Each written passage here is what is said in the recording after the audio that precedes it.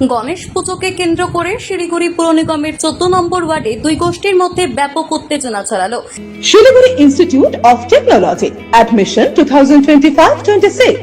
Courses offered in BTech and BTech Lateral. Courses in Electronics and Computer Science and Engineering, Information Technology, Civil Engineering, Computer Science Engineering in Artificial Intelligence and Machine Learning, Electronics and Communication Engineering, Electrical Engineering.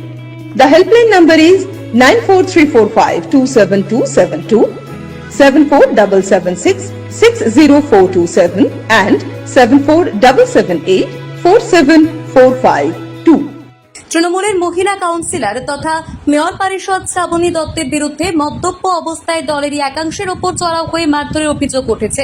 ঘটনায় চাঞ্চল্য ছড়িয়ে পড়ে গোটা এলাকায়।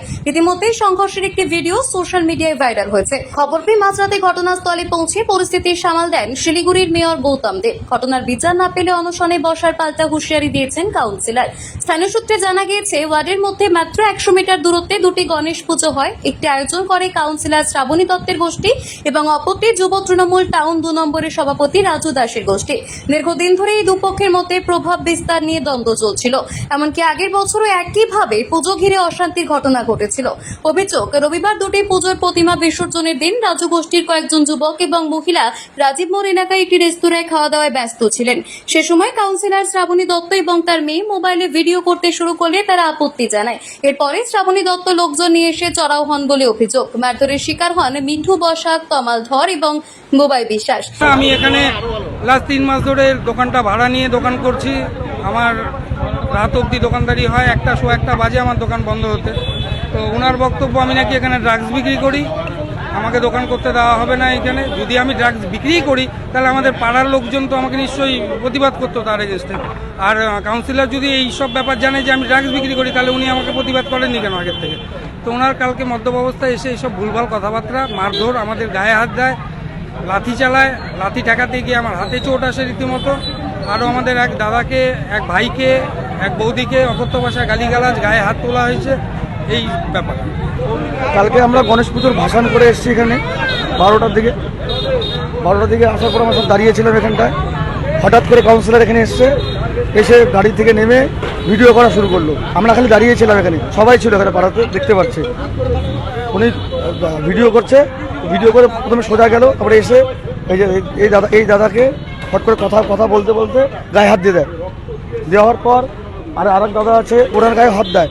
ওনার বউ তখন যখন বলতে যায়, ওনার ওয়াইফ, যে আপনি মারলেন কেন, তখন উনি বলছে আমি কি মারবো না, আমি পূজা করবো। তাহলে এটা ভিডিওতেও আছে আমার কাছে। কালকে আমাদের আশ্রপাড়া রাজীব মোড়ের গণেশ পুজোর বিসর্জন ছিল। আমরা বিসর্জন থেকে এসে রাজীব মোড়ে দাঁড়িয়ে খাবারের অর্ডার দিয়ে দাঁড়িয়েছিলাম। হঠাৎ করে কাউন্সিলর 14 নম্বর ওয়ার্ডের কাউন্সিলর শ্রাবণী দত্ত আর ওনার মেয়ে মদ্যপ অবস্থায় গাড়ি থেকে নেমে আমাদের ভিডিও করা শুরু করে।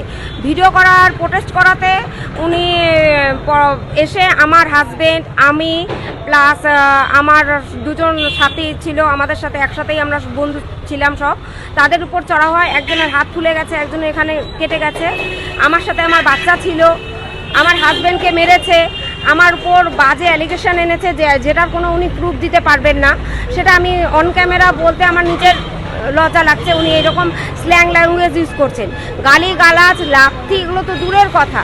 উনি মদ্যপ অবস্থায় উনি আর ওনার মেয়ে, যা মানে অ্যাজ এ কাউন্সিলর, মানে এরকম কাউন্সিলর আমরা কোনো দিন দেখিনি।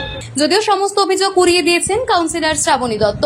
তার দাবি, বোবাই বিশ্বাসের দোকানে দীর্ঘদিন ধরে বেআইনি মদ বিক্রি হচ্ছিল। সেদিন রাতেও দোকানে কয়েকজন বহিরাগত মদ্যপ অবস্থায় গোলমাল করছিল। তিনি প্রতিবাদ জানালে তার সরকারি গাড়ি ভাঙচুর করা হয়, মারধর করা হয় মেয়েকে। পুলিশ দেরিতে পৌঁছানোর কারণে পরিস্থিতি উত্তপ্ত হয়ে ওঠে বলে অভিযোগ করেন তিনি। উত্তপ্ত হব না, আমি তো ভাসান থেকে আসছি, আমার চুল খোলা, এতটা রাস্তা নেচেছি। আমারও 46 বছর বয়স, আমারও তো একটা শরীরের হয়রানি থাকে। সেখানে সেটাকে যদি মদ্যপ অবস্থায় বলে পরিগণিত করা হয়, সেটা তো খুব লজ্জাজনক। সত্যিটা হয়েছে গতকাল রাতে, সেটার সঠিক তদন্ত হোক এবং এর যদি সুবিচার না হয় আমিও একটা অনশনে বসতে বাধ্য হব। আমার যেখানে হয়েছে সেখানেই বসবো। এদিকে ভাইরাল ভিডিওতে কাউন্সিলরের এহেন উদ্ধত্ত নিয়ে নিন্দার ঝড় বইতে শুরু করেছে। শাসকের গোষ্ঠীকন্দ নিয়ে সরব হয়েছে সিপিএম বিজেপি। পাশাপাশি ঘটনায় তৃণমূলের অন্তরে মহিলা কাউন্সিলরের ভূমিকা নিয়ে কানাঘুষো শুরু হয়েছে। মোহন কর্মকারের রিপোর্ট, পাহাড়িয়া টাইমস।